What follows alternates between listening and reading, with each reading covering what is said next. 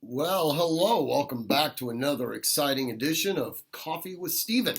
So, this week's blog is entitled The End of History.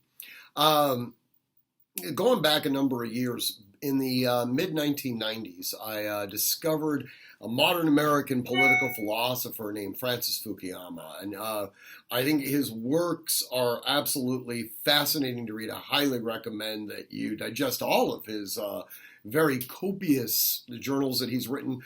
Two of the most important, though, are two books called The End of History and The Last Man and Trust.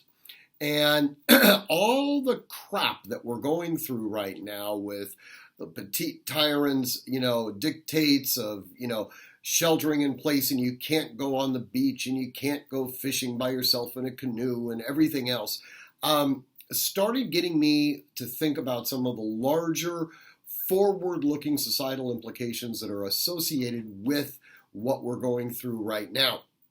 And it got me thinking about an event that had taken place quite a few years ago. In fact, Sandy was still pregnant with Cheney at the time, so it had to be at least 19 years ago, 19, 20 years ago.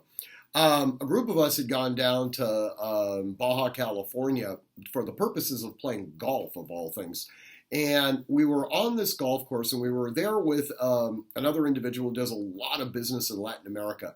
And I noticed these homes that were to me, they looked like they were abandoned. As it turns out, they were ostensibly nice-looking homes that were in different states of construction, and it almost looked like a developer had just ceased operations. Well, it turns out people were actually living in these homes. They didn't have the capitalization required to finish completion of these properties. And I kind of commented that, why don't they just get a construction loan or something like that? And this gentleman that I was playing golf with said, well, here in Latin America, you really can't get a construction loan. And I said, well, then why doesn't the construction company take out some sort of lien or something like that on the house in order to be able to do this? And he said, because it's just not done. At the end of the day, there is absolutely no reliability of the judiciary. So if a contract is made between two parties, whether or not that contract would ever be enforced pursuant to a court edict remains to be seen. And as a result, people don't have the trust factor to engage in contract formation. And as a result of that, you saw society essentially being paused. And that dovetailed into what I was reading with Francis Fukuyama's work on trust.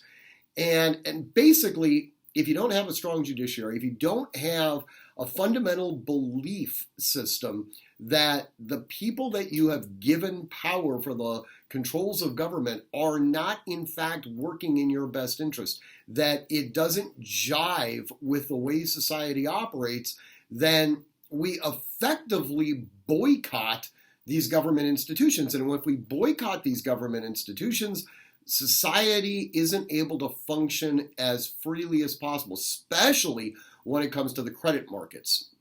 And I start looking around and I see people that otherwise in the past would have been very accepting of government edicts, very, sanguine about the idea that any sort of rule or regulation that's in place is clearly there for a purpose and, should be followed. Now people are starting to begin to look at these things thinking, some of these people have absolutely no idea what they're doing. Now, as gun owners, we've known this for a very long time, but now this is beginning to spread across a greater segment of the population. Typically speaking, that doesn't bode well for the long-term stabilization of a society. And because of that, I'm deeply concerned with how things are going to be moving forward. Anyways, read the blog. Completely disagree with it if you'd like. As always, you can email me directly at stephen@artemishq.com.